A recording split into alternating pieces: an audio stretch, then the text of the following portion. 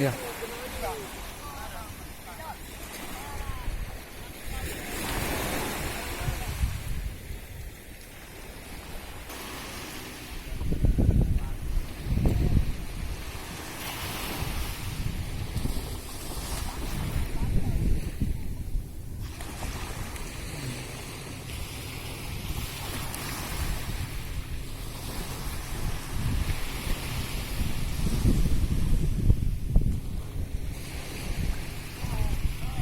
Hasil pencarian hari ini masih nihil.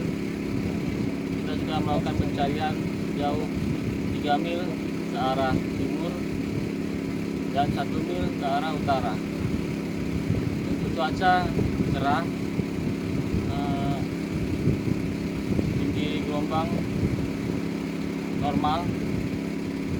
Untuk hambatan sampai saat ini belum ada.